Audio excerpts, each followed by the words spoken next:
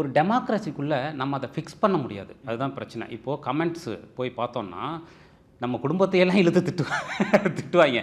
நம்ம வந்து அதுக்காக ஹர்ட் ஆக ஆரம்பித்தோம் அப்படின்னா ஒரு கலைஞனால் செயல்படவே முடியாது. ஃபஸ்ட்டு விஷயம் என்னோட பர்சனலாக நான் ஓப்பனாக சொல்கிறேன், நான் ரிவ்யூஸை எடுத்துக்கிறதே இல்லை சார். நான் பர்சனலாக வந்து நான் இன்னும் சொல்லப்போனால் என் படம் வந்த உடனே நான் ரிவ்யூஸ் பார்க்குறதே இல்லை. கொஞ்ச நாள் கழித்து பார்ப்பேன். நான் ஆனந்த விகடன் வந்தப்போ நானே சொன்னேன், ஆனந்த விகடனில் மார்க் போடுவாங்க.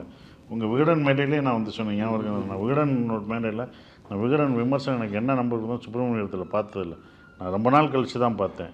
ஸ்கூலில் தான் மார்க் போட்டு என்ன இது பண்ணுறேன், இங்கேயும் வந்து எனக்கு மார்க் போட்டு பயன்படுத்தணுமா, அந்த மார்க்குள்ளெலாம் நான் வரலேன்னு அங்கேயே அவங்களோட விகடன் மேடை கலந்துரையாடலே நான் அதை தான் சொன்னோம். ஸோ அப்போ அதுதான் நம்ம அப்படி தான் பார்த்துக்கணும். நம்ம வந்து ரிவ்யூஸ் வந்து ஏன் உடனே பார்க்குறதில்லன்னா, பொதுவாக பார்ப்போம். நம்ம படம் வந்து உடனே பார்க்குறதுலன்னா நம்மளுடைய சமநிலை அப்போ அங்கே வந்து மிஸ் ஆகிடும். நான் உண்மையிலே அந்த நேரத்தில் அடமண்டாக சில விஷயத்தை சரின்னு நான் நினச்சிக்கிட்டு இருப்பேன். ஆனால் அது தப்பாக தான் இருக்கும். ஆனால் அந்த நேரத்தில் எனக்கு வந்து ஒரு எமோஷன் இருக்கும்.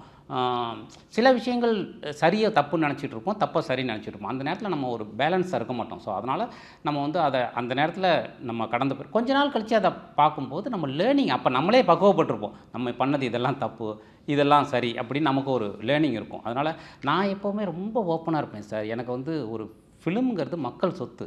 அதை வந்து டிசைட் பண்ணுறது ஜனங்க தான். அதில் சரி இருக்கும், தப்பு இருக்கும். அதை வந்து நம்ம புரிஞ்சுக்கணும் ஒரு ஆர்டிஸ்ட்டாக. அப்போ தான் அடுத்த படத்தில் அதை சரி பண்ண முடியுங்கிறதுல நான் ரொம்ப ஓப்பனாக இருப்பேன். ஸோ அதனால் நீங்கள் சொன்ன மாதிரி இந்த மாதிரி கடைசி நிலையில் இப்படி பேசுகிறவங்கங்கிறது எப்போவுமே ஒரு சமூகத்தில் இருந்துக்கிட்டே இருப்பாங்கன்னு சொல்கிறேன். அவங்க எப்போவுமே இருந்துகிட்டு இருப்பாங்க. அவங்க ஃபேன் பாயாக இருப்பாங்க, அவங்க வேறு வடிவத்தில் இருப்பாங்க, ஒரு கட்சிக்காக பேசுவாங்க. அவங்களுக்கு எனக்கு என்னென்னா, ஜெயகாந்தன் வந்து ஒரு இன்டர்வியூவில் சொல்லியிருப்பார். எனக்கு ரொம்ப பிடிச்ச ஒரு விஷயம் அது. காவேரி இஷ்யூ வந்தப்போ அங்கே வந்து தமிழர்களை எல்லாம் அடித்தாங்க அந்த டைமில் பெங்களூரில். அப்போ வந்து தமிழ் போர்டு இருக்கும் இல்லையா, அதெல்லாம் அடித்தாங்க.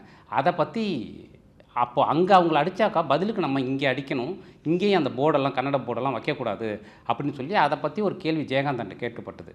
அப்போ அவர் சொன்னார், இங்கே நாம் அவர்களை அரவணைக்க வேண்டும், இங்கே கன்னட போர்டுகளை எல்லாம் வைக்க வேண்டும், ஏனென்றால் நாகரிகம் என்றால் என்னவென்று நாம் தான் அவர்களுக்கு சொல்லித்தர வேண்டும் அப்படின்னு சொல்லியிருப்பார். ஸோ அதுதான் நான் நினைக்கிறேன், நாம் தான் அவங்களுக்கு கற்றுக் கொடுக்கணும். ஸோ அப்படி தான் நான் நினைக்கிறேன். மாண்புமிகு முதலமைச்சர் அவர்கள் அறிவிப்பு 1.31 கோடி கலைஞர் மகளிர் உரிமை திட்ட பயனாளிகளுக்கு ரூபாய் 5000